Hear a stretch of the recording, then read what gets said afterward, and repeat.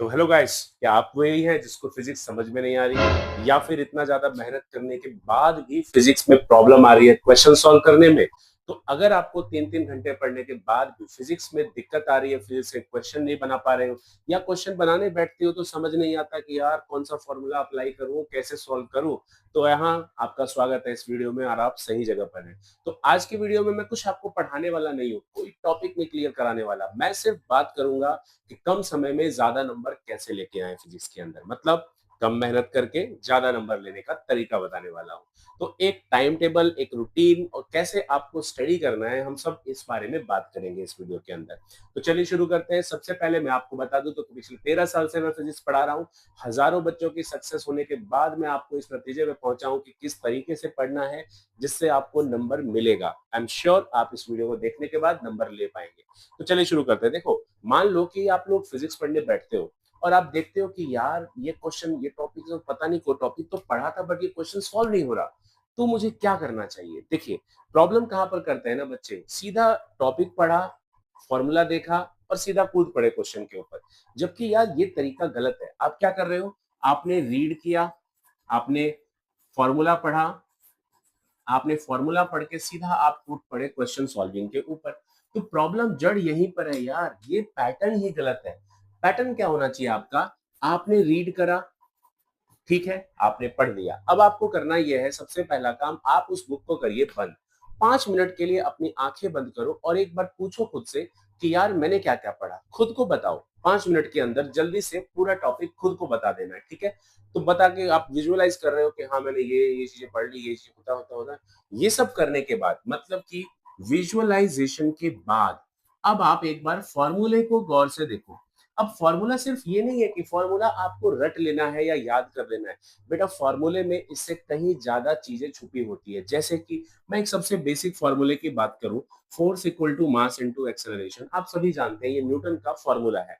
इस फॉर्मूले के अंदर जब भी मैं ये फॉर्मूला देखता हूं तो मैं सिर्फ ये फॉर्मूला नहीं देख रहा होता, मैं इसके पीछे की कहानी को समझ रहा होता हूँ। जरा देखो, एफ क्या है, आपको पहले तो सारे पैरामीटर्स पता होने चाहिए उस फॉर्मूले में यूज होने वाले। जैसे बेटा, एफ फोर्स है, एम मास है, ए एक्सेलरेशन है। दूसरी बात, अब आपको ये पता होना चाहिए कि यार आखिर यही फॉर्मूला क्यों, मतलब फोर्स का फॉर्मूला एम ए ही क्यों, या फोर्स किन फैक्टर्स पे डिपेंड कर रहा है, मतलब फोर्स डिपेंड कर रहा है मास पे, फोर्स डिपेंड कर रहा है एक्सेलरेशन पे, मतलब मास के बढ़ने से भी फोर्स बढ़ेगा, मास में हैवी होगा तो फोर्स ज्यादा लगाना पड़ेगा, एक्सेलरेशन के बढ़ने से फोर्स बढ़ेगा, यूं समझो फोर्स के बढ़ने से एक्सेलरेशन बढ़ेगा। तो ये पीछे का बैकग्राउंड आपको समझना पड़ेगा कि फॉर्मूले में जो पैरामीटर्स दिए हुए हैं, क्या वो पैरामीटर्स को मैं अच्छे से जानता हूं, क्या उन पैरामीटर्स को मैं रियल लाइफ में समझ पा रहा हूं कि वो किन चीजों पे डिपेंडेंट है।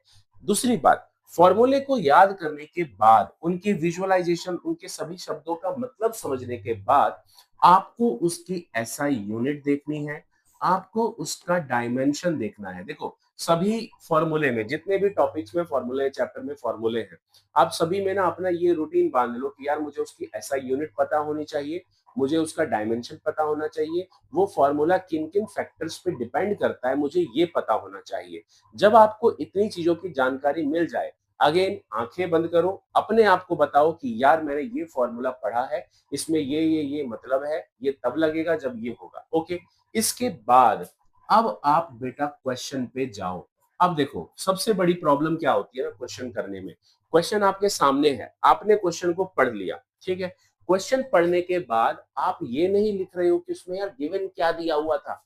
जैसे एक सबसे बेसिक क्वेश्चन से मैं स्टार्ट करता हूँ। देखो, एग्जांपल के लिए मैं इस फॉर्मूले से, इस क्वेश्चन से स्टार्ट करता हूँ। देखो, अभी इस क्वेश्चन को पढ़ने टाइम में ना कुछ नहीं सोचना दिमाग के अंदर, यार मैंने टॉपिक पढ़ा है नहीं पढ़ा है, नथिंग एल्स।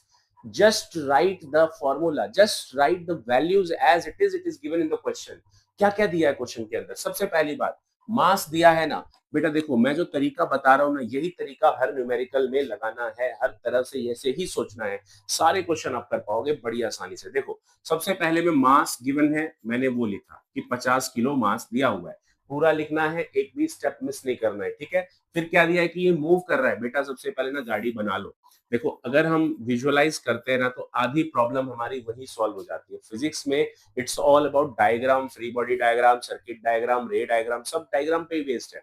तो अगर आप उसका डायग्राम बना पा रहे हो तो आधा क्वेश्चन तो आपने मान लो मेरी बात वही सॉल्व कर दिया। तो पहले मैंने गाड़ी बनाई, ये गाड़ी किस स्पीड से जा रहा है बच्चों? ये जा रहा है 5 मीटर पर सेकंड से। अब क्वेश्चन ने कहा कि ये एक्सेलरेट करता है यार। We don't know what acceleration is, मुझे नहीं पता, लेकिन गाड़ी में एक्सेलरेटर होता है या पैडल होता है एक्सेलरेटर का, उसको एक्सेलरेट करके गाड़ी की स्पीड बढ़ जाती है, सीधी सी बात है। तो क्वेश्चन ने मुझे बोला कि गाड़ी की स्पीड बढ़ गई और बढ़ करके कितनी हो गई बच्चों? वेलोसिटी हो गया 10 मीटर पर सेकेंड।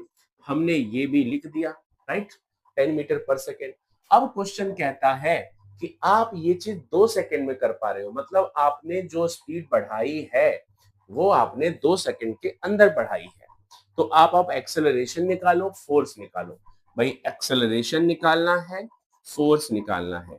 एक बार जब आपने सारे गिवन डेटा लिख लिए, 5 मीटर पर सेकेंड, v लिख दिया, 10 मीटर पर सेकेंड, टाइम लिख दिया 2 सेकेंड, सब लिखने के बाद अब आपका कैसे सॉल्व करना है वो समझिए।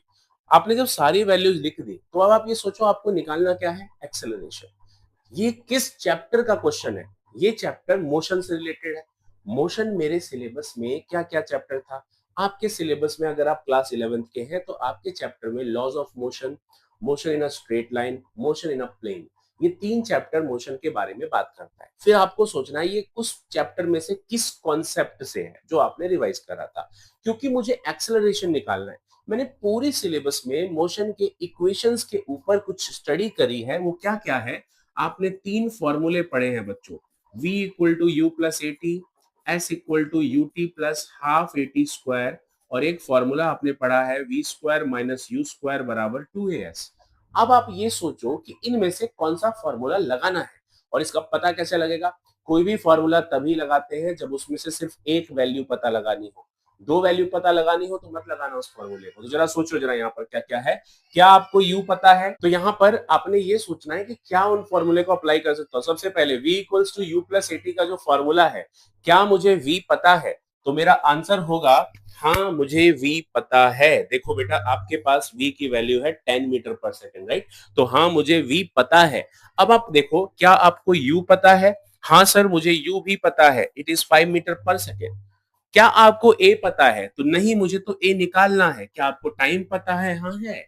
तो इस पहले इक्वेशन में सिर्फ एक ऐसी वैल्यू है जो मुझे नहीं पता, और वो कौन सी है? वो एक्सेलरेशन है। इसीलिए मैं यहां पर पहला फॉर्मूला लगा सकता हूं। तो मैं अप्लाई कर रहा हूं पहला formula v equal to U plus A T. देखा कितना आसान है? मतलब आपने ये देखा सबसे पहले कौन सा चैप्टर है, चैप्टर पहले, उससे भी पहले क्या किया? डायग्राम बनाया, गिवन डेटा लिखा, गिवन डेटा डायग्राम के बाद आपको चैप्टर सोचना है वो किस चैप्टर से है, उस चैप्टर में मैंने क्या क्या फॉर्मूले पढ़े थे इससे रिलेटेड वो लिखना है, एंड देन आपका सवाल का जवाब आपके पास आ जाएगा। तो यहां पर जैसे v है बेटा 10, u है आपका 5, एक्सेलरेशन निकालना है, टाइम 2 सेकंड का है, तो ये हुआ 5/2, यानी आपका एक्सेलरेशन आ गया बेटा 2.5 मीटर पर सेकेंड। ये हमारा सवाल का जवाब हो गया। इसी के बाद इसमें इसने फोर्स भी पूछा है। तो अब आपको सोचना है फोर्स, फोर्स का तो मेरे सिलेबस में एक ही चैप्टर था, लॉज ऑफ मोशन, उसमें मैंने फोर्स में न्यूटन का सेकंड लॉ पढ़ा था जो एक्सेलरेशन और फोर्स को रिलेट करता है। मैंने जस्ट अभी आपको बताया था कि कोई फॉर्मूला पढ़ने से पहले आपको ये ध्यान रखना है बच्चों कि वो किस किस चीजों पे डिपेंड करता है, कौन कौन से फैक्टर पे डिपेंड करता है। तो मेरा फोर्स एक्सेलरेशन पे डिपेंडेंट है ना, तो मैं एक्सेलरेशन डिपेंडेंट होने की वजह से ये फॉर्मूला अप्लाई कर सकता हूं। क्वेश्चन में मास वाज गिवन कि 50 किलो का वजन है और आपने एक्सेलरेशन 2.5 निकाला हुआ है, यानी आपका आंसर निकल के आ गया 125 न्यूटन। देखो कितना सिंपल सा क्वेश्चन करने का तरीका था, ठीक है। चलो ये तो रही एक सिंपल सी क्वेश्चन, लेकिन लेट सपोज आपके पास कोई टफ टॉपिक आ गया, कोई ऐसा बड़ा टॉपिक आ गया यार जो समझ ही नहीं आता मुझे, बड़ी मुश्किल से मैंने उसका थियरी खत्म किया है, ऊपर से इसका भयानक सा न्यूमेरिकल आ गया, तो ऐसी जगह पर क्या करें? देखो सिंपल सी टेक्निक है बेटा, सीधा क्वेश्चन पे मत कूदो। ऐसे टॉपिक में डायरेक्ट क्वेश्चन को सॉल्व नहीं करना है। ऐसे में क्या करना है? क्वेश्चन देखा, क्वेश्चन के गिवन डेटाज लिख लो कि क्वेश्चन ने क्या क्या दे रखा है। दूसरी चीज मैंने क्या बताई? उसका डायग्राम बना लो। डायग्राम बना लिया। अब एक बार सोचो क्या मुझे जितना मैंने पढ़ा है उसके अकॉर्डिंग मैं ये बना सकता हूं? अगर जवाब मिलता है नहीं, सॉल्यूशन पे चले जाओ।